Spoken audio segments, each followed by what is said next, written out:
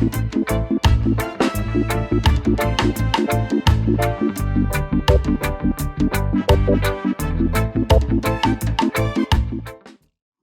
day. Thanks for joining me again for the weekly Frankly Speaking Jamaica podcast. This is episode number 28. I continue to value your opinion and want you to share, comment, and subscribe. The theme this week is the state of the country, particularly how people are feeling and expressing themselves about crime and lawlessness. Desmond Richards and Crystal Cameron make their views known on that score, and Elkanah Rule looks back at when communities worked together. Before all that, though, the newspapers. In the Sunday Observer, Romardo Lyons digs into that story of the 3 Jamaicans brutally slain in a house in Queens, New York. And he finds that one of them, 23-year-old nursing student Vashana Brittany Malcolm, was not, as is being reported, living there. The UTech student was on a visit to her relatives, and she was found with hands bound, mouth gap, and multiple stab wounds to the body. Her relatives, 55-year-old Carleen Barnett, and Barnett's son, 36-year-old Dervon Brightly, also had stab wounds and signs of blunt force trauma to the head, Romardo Lyons reports. The Observer feature for seniors engages on an issue that has more than passing relevance, surviving the financial storm, and even how to decide on a joint bank account holder. Yet another initiative of recovering Kingston's lost pride and glory and to revitalize downtown Kingston Business District is taking the form of splashes of color with arts organization Kingston Creative.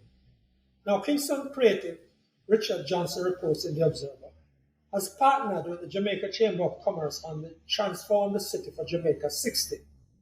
It needs all the support for this Sisyphean task. And there is a sweet story of the success of Jamaican junior golfers in the recent tournament in Puerto Rico. That's part of the excellent sports coverage, including Jamaica Premier League Championship match in The Observer. The main story in the Sunday Observer is about Molly, street name for a rave drug that is mind and mood altering and popular at nightclubs and festivals. The Sunday Gleaner leads with a story that praises one of Jamaica's much maligned institutions, the National Water Commission, NWC. The Gleaner reports that the majority of standpipes checked across the country yielded clean potable water. Its research involved Northern Caribbean University. Kudos to NWC. Erica Vertu in The Gleaner does an important interview with Kingsley Thomas, administrator and conceptualizer in the Patterson administration. He's the man behind some big projects of the 90s. Laverne Barrett chronicles the bloodletting in this country since independence. He reports that 45,000 people have been murdered since 1962, giving many shameful labels to Jamaica. Then there is good news for the MSME sector, with an alliance involving Victoria Mutual and actors to raise $100 million for businesses. That's in the business section of the Sunday Gleaner.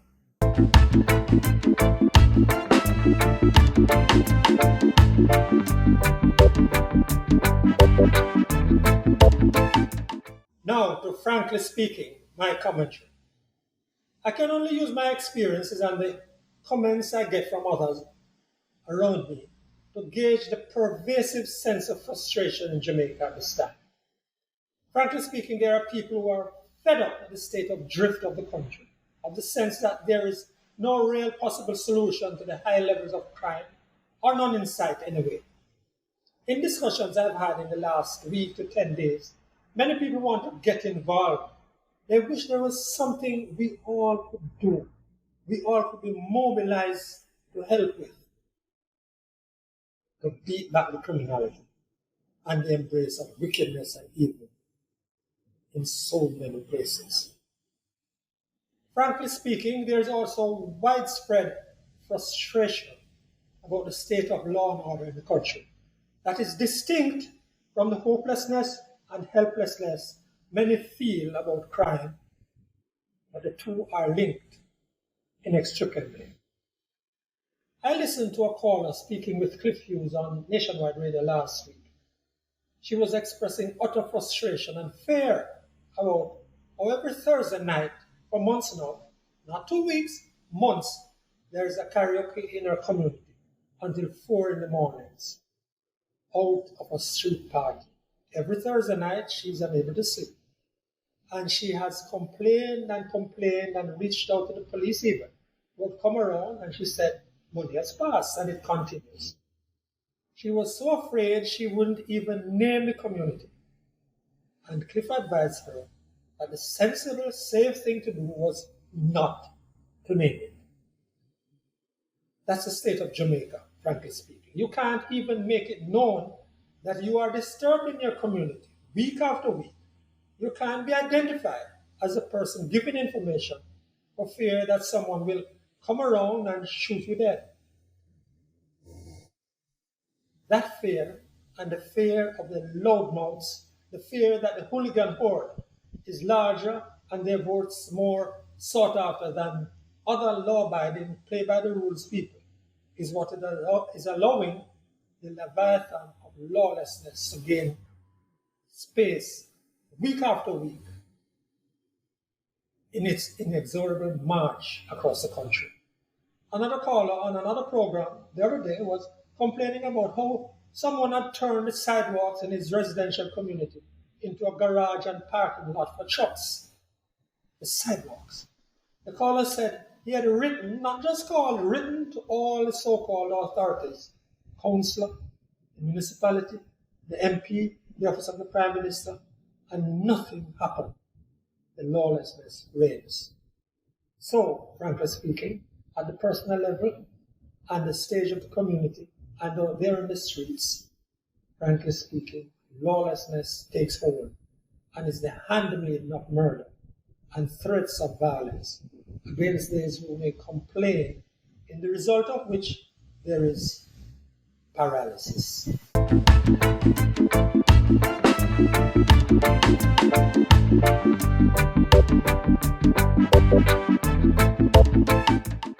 Now to Desmond Richards on his thoughts on the news of the week. What a moderation, now John Down. You know, leadership has weight and it filters down.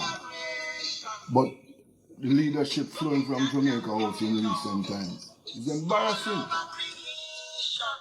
Firstly, the leadership allowed Jamaica to act as a British agent to overthrow Baroness Patricia Scotland as Secretary General of the Commonwealth. What a big joke that was. Now, after announcing that the festival song competition was cancelled this year, Minister Babsy Grange told us 2 days ago that the competition is on and 10 songs have been selected from over 200 entries, fresh entries that were submitted in 1 week. 1 week. Now, why this process was not activated when it was discovered that the quality of the song this year was of poor quality? Why attempts were made, or not attempts, the minister announced that the 58-year-old competition would be cancelled because of the poor quality of the competition. Now, that is comatose at its highest level. The leadership is failing us. Cost of living, climbing, social cost of living, crime, social disintegration of the country is out of control. And then we have a political ventriloquist at Hero Circle who has taken on the role of the chief spokesman for the Bankers Association instead of defending the people. Minister Clark, like the late Edward Siaga, is presiding over the impoverishment of the poor and powerless as Minister of Finance. He has imposed his own style of structural adjustment on us, and we are crumbling. The poor and the powerless are crumbling. We can't take it anymore. Now, another thing, talking about crime. We know about the guns for drugs trade. Now there's a thriving trade of human smuggling. Jamaican drugs dealers and gangsters are using boats, are being smuggled by a criminal underworld from Clarendon to Mexico. The police and the members of parliament in that parish knows about it. The commissioner, the highest paid commissioner since independence, should be aware of it. Where is the leadership? What a botheration in Zamdo.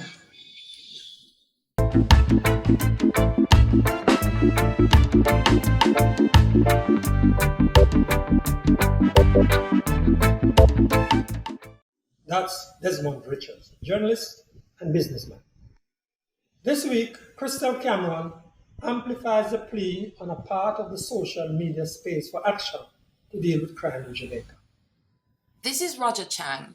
He gave me my second job that I ever had while I was still in college to be the secretary of the Jamaica Solar Energy Association. I found out while I was doing some reading for this episode that he was murdered in 2020. He was a very nice man. And that brings me quite appropriately to a letter that I came across on Facebook. And viewer, I would like to share it with you. An open letter to Andrew Holness. Dear Mr. Holness, we are writing to you from the Jamaican YouTube community. We're a group of Jamaican YouTubers and vloggers. We decided to pen this letter because we're often bombarded with very sensitive information regarding criminal activities in volatile communities across Jamaica. The people who reach out to us via letters and private messages are deathly afraid and do not trust the police. We are tired of putting out information to the public in hopes that police would follow the leads and bring criminal elements to justice. The people of those communities who send us information plead with us to help bring attention to the criminals wreaking havoc on the communities, on people's lives, and that of their children. Parents are losing their children to gangs by will and force. Some have already lost their sons to the morgues. The people writing to us are suffering mentally and emotionally due to living in a constant state of fear, depression, anxiety, PTSD, and other mental disorders. Mr. Holness, the crime in our country is killing our people physically, emotionally, economically, and spiritually. According to recent statistics, Jamaica is still leading in murders in the region. We are in the month of June and the murder rate is approaching 800 murders. The purpose of this letter is not only to say to you to do more about crime. We are making an appeal for you for the immediate replacement of the security minister, the police commissioner, and the state's DPP. This is the only way to get moving on murder reduction in our country. Contract killing is at an all-time high in Jamaica. We must stop this now. Murderers must feel they will be caught and swiftly brought to justice. If you are serious about comprehensive anti-crime plan, you must look at the three major areas of crime fighting: the person in charge of the security ministry, the person in charge of intelligence and evidence gathering, and the state's prosecutor. Mr. Holness, you have lost the fight against crime because you do not have competent people with a long-term plan. You need people who are smart, skilled, brave, and above all, not corrupt. The people committing these heinous murders are a small fraction of our society. We must make a bold stance with crime reform immediately. If you need to ask for international help and expertise, then do so. Look to those in the region with low crime rates. Ask the US for help with a DNA database. We cannot take another year of 1,400 murders and the continued reputation of being the murder capital. The people in our communities are tired. We, the citizens, have taken it upon ourselves to speak on behalf of the people who reach out to us regularly for help. We trust you will read this and do the right thing. Thanks in advance from the Jamaican YouTube community.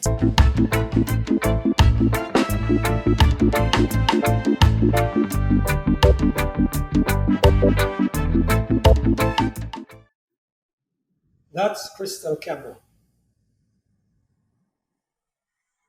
Now, the author and educator, Elkanah Rule, with a reminder not just of more peaceful times, but also a period when Jamaicans, poor people in very rural parts of St. Catherine and the country, got together and did the hard work, helping each other.